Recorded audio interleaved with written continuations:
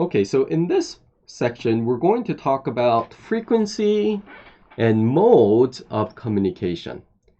So how often should you communicate to your supervisor, colleague, or a teammate?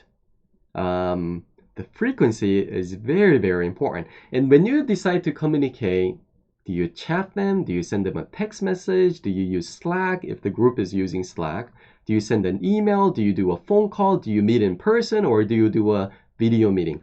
All these different modes of communications or different channels of communication are to be used for different purposes. Now, if this is your first job, which modes or channel of communication you should use could be a little bit confusing. I mean, why don't we just send an email over everything?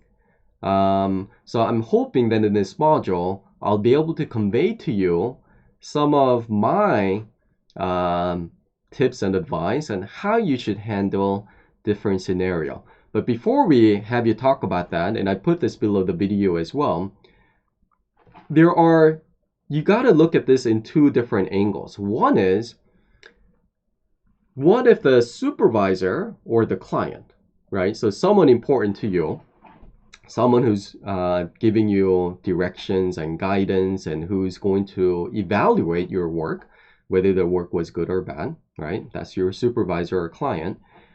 If your supervisor and client reaches out to you, then you got to follow one pathway.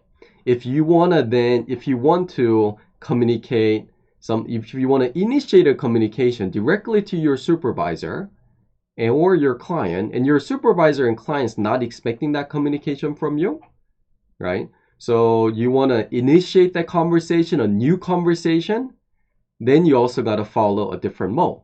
So I've broken below the video into different scenarios on what you should do and how you should address that.